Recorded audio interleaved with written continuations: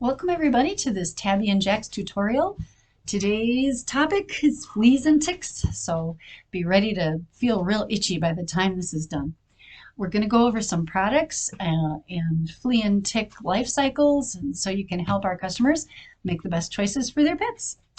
First of all, let's talk about fleas. And we've got the flea life cycle right here. And you will notice on the flea life cycle that there are the eggs, and then they hatch out into these wonderful little larvae, and then they pupate kind of like a little cocoon, and then they come out as adults, and that's when they want their blood meal, which can be an animal, just so it's warm-blooded and it's got some blood to eat so that they can get their nutrition to go through their breeding cycle and lay more eggs. The life cycle of a flea is from 2 to 3 weeks, which is why you treat for fleas once. You may need to treat for fleas several times.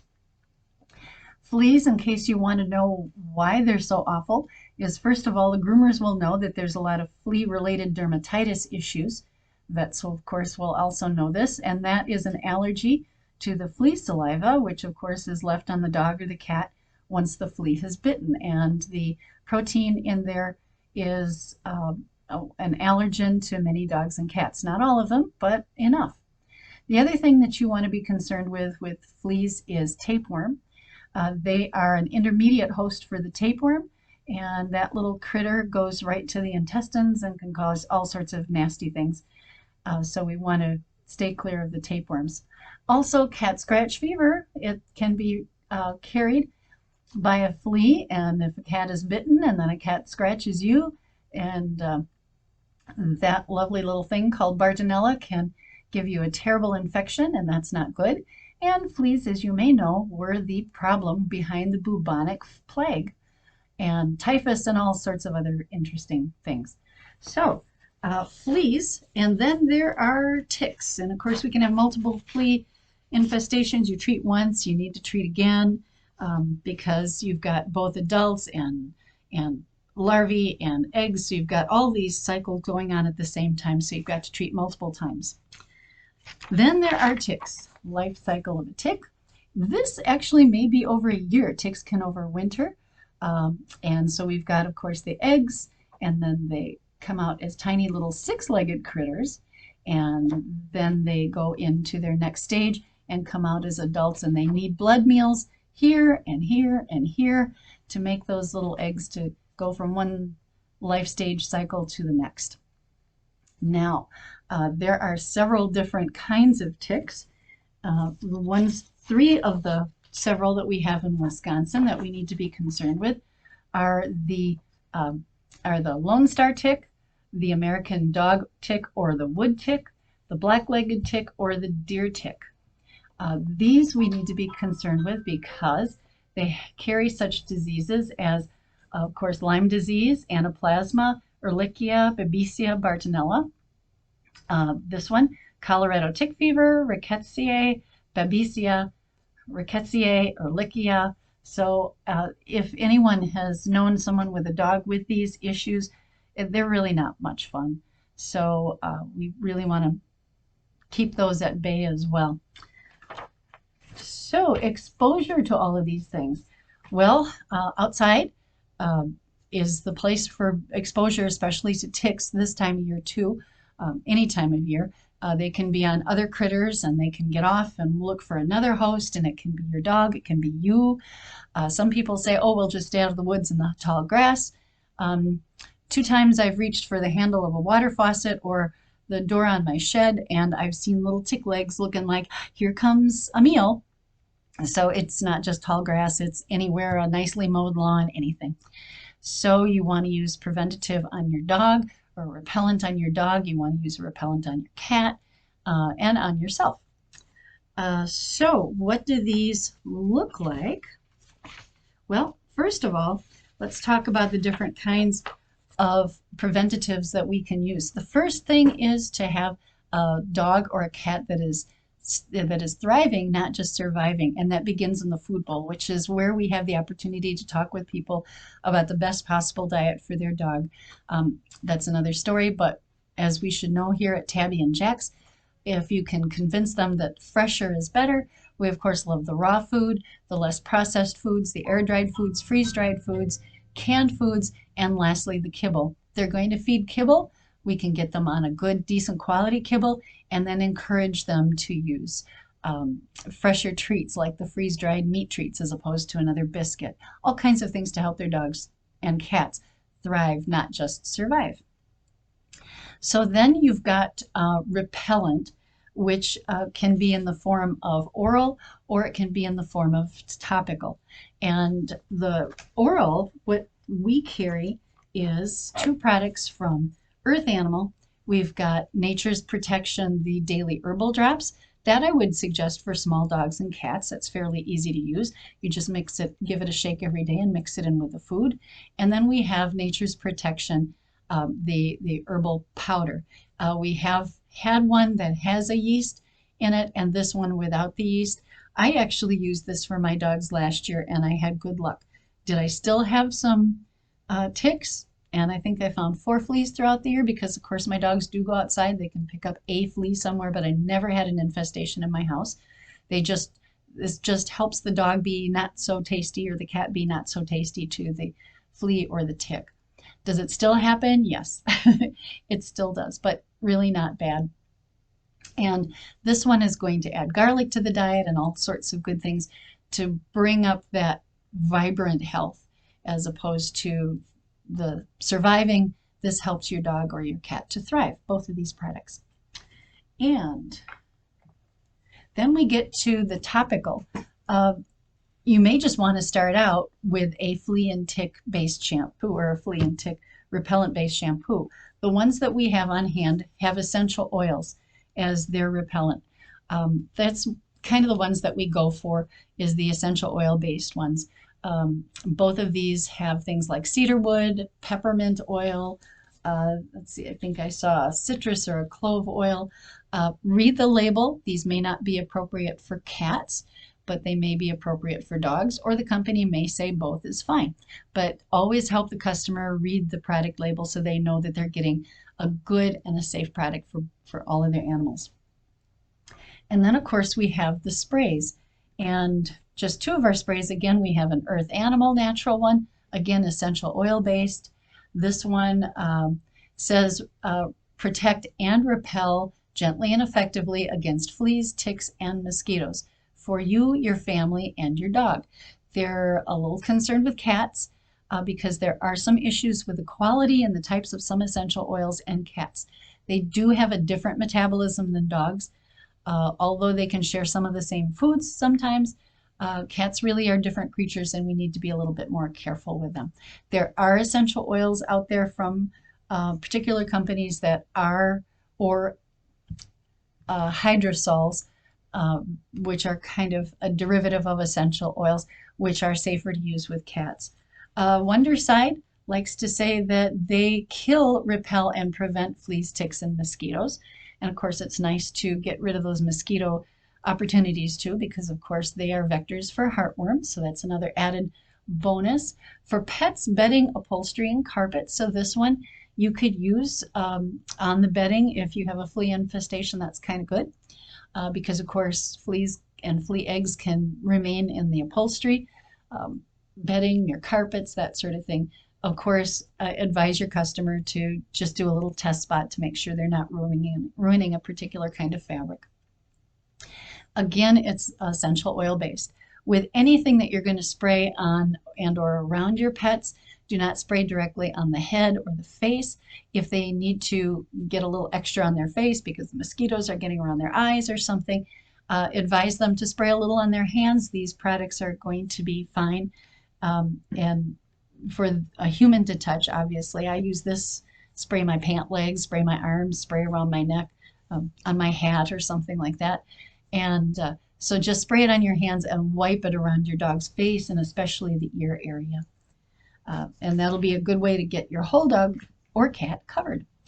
Remember that dogs and cats are, their olfactory, their sense of smell is so much more potent than ours that a little of this is going to go a long way. You think you smell it, they really smell it. So some of the effects can be that your dog will want to roll in something stinky or try and rub up against something, kind of wiping it off. And that's not uncommon.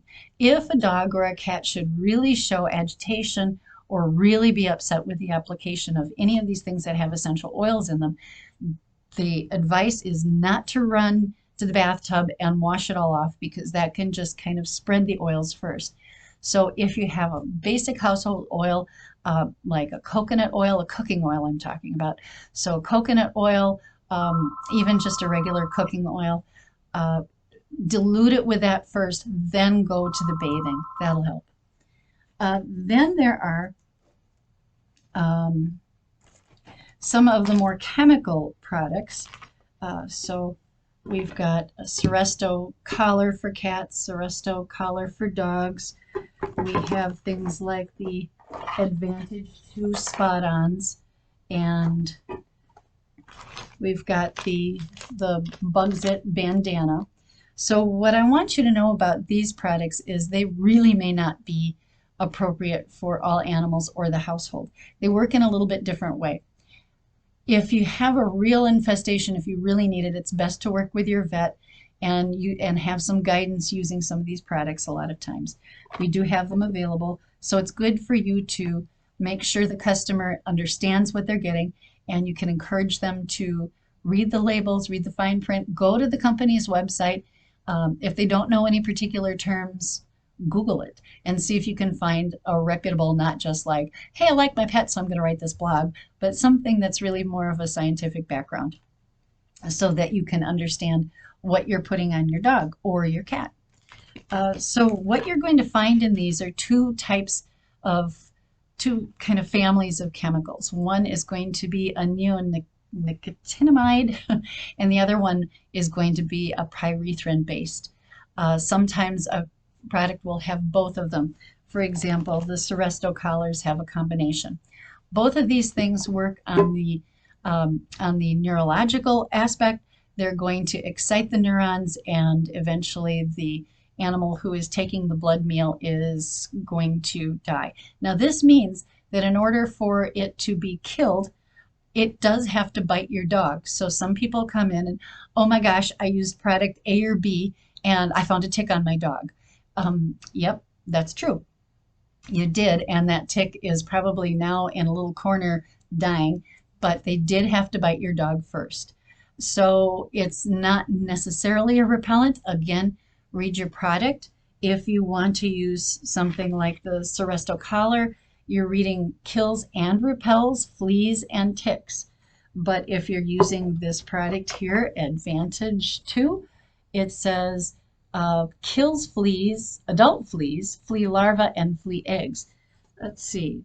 That compares to this one, which says fleas, ticks, and larvae. It does not say what particular life stage it handles. So I would look maybe more towards the company for some more answers. This one doesn't say anything about repelling, however. So sometimes you can use two products in conjunction with each other so long as you're not overlapping too much. So you're going for a hike, the whole family could use this as a little spritz to kind of repel, and if they chose to use a product like this, that's going to be the one that kills the critters once they bite the dog or the cat. So what else can you use? Oh, and I do want to mention that you do need to be careful on some products in their labeling.